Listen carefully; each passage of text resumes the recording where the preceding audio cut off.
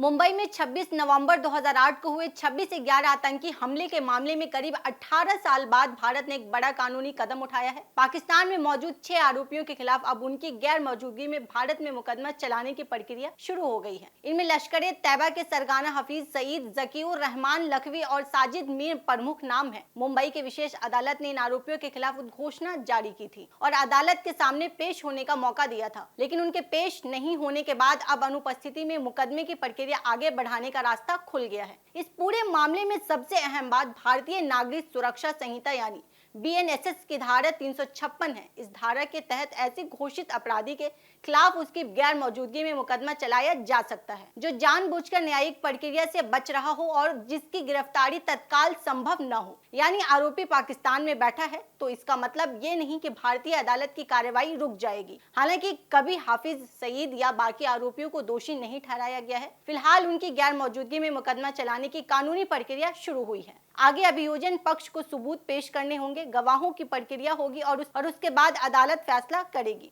Mumbai police और विशेष लोक अभियोजक उज्जवल निकम के मुताबिक इन आरोपी के खिलाफ पर्याप्त साक्ष्य मौजूद हैं। जांच में अजमल कसाब से मिली जानकारी भी अहम रही है। कसाब 26/11 हमले का वह आतंकी था जिसे जिंदा पकड़ा गया था। पूछताछ के दौरान उससे मिली जानकारी के आधार पर पाकिस्तान में बैठे उन लोगों की भूमिका की जांच हुई जिन पर हमले की साजिश और आतंकियों को निर्देश देने का आरोप है। 26 से 29 नवंबर 2008 तक चले इस हमले में 166 लोगों की मौत हुई थी। लेकिन अब सबसे बड़ा सवाल यह है कि अगर भारतीय अदालत ने इन आरोपियों को दोषी ठहरा दी तो क्या भारत उन्हें पाकिस्तान से लाकर यहां सजा दिला पाएगा? क्योंकि अदालत का फैसला और उस फैसले के तहत सजा तान दो अलग अलग बातें हैं। किसी आरोपी को भारतीय जेल में सजा तभी भुगतनी होगी जब वह भारत की हिरासत में आएगा। भारत और पाकिस्तान के बीच कोई द्विपक्षीय संधि नहीं है और भारत पहले भी हफीज सईद को भारत को सौंपने की मांग कर चुका है, लेकिन वह भारत के हवाले नहीं किया गया। इसलिए आगे की सबसे बड़ी चुनौती सिर्फ आरोप साबित करना नहीं बल्कि दोषी ठहराए जाने के बाद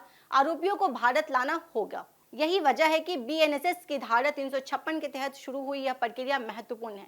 आरोपी अदालत में मौजूद नहीं है फिर भी न्यायिक प्रक्रिया आगे बढ़ सकती है। अगर अदालत उपलब्ध साक्ष्यों के आधार पर दोष साबित होने पर फैसला सुनाती है तो भारतीय अदालत का निर्णय दर्ज होगा। यानी पाकिस्तान की सीमा आरोपी को फिलहाल भारत की अदालत से दूर रख सकती है, लेकिन मुकदमे को हमेशा के लिए रोक नहीं सकती। अब इस मामले में अगला फॉलो अप भी बेहद अहम होगा। अदालत में आगे कानूनी औपचारिकताएं पूरी होंगी और अभियोजन पक्ष इन 6 आरोपियों के खिलाफ उपलब्ध साक्ष्य रखेगा। इसके बाद गवाहों और जांच से जुड़े सबूतों की न्यायिक जांच होगी। साथ ही यह भी देखना होगा कि भारत भविष्य में इन आरोपियों को अपनी हिरासत में लेने के लिए कौन से कानून और कूटनीतिक रास्ता अपनाता है। हफीज सईद के खिलाफ भारत में सिर्फ 26/11 से जुड़ी कार्रवाई ही नहीं, पहलगाम आतंकी हमले की जांच में भी NIA ने उसे आरोपी बनाया। यानी उसके खिलाफ भारत की कानूनी कार्रवाई अब एक से ज्यादा आतंकी मामलों तक पहुंच चुकी है। तो आज की खबर को अगर एक लाइन में समझे तो मामला ये नहीं है कि हफीज सईद को भारत लाया जा चुका है या उसे सजा मिल गई है। असल खबर यह है कि भारत ने पाकिस्तान मौजूद 26/11 के 6 आरोपियों के खिलाफ उनकी गैर मौजूदगी में न्यायिक प्रक्रिया आगे बढ़ाने का रास्ता खोल दिया है। अब अगली लड़ाई अदालत होगी जहां भारत को अपने सबूतों से आरोप साबित करने होंगे और अगर दोष साबित होता है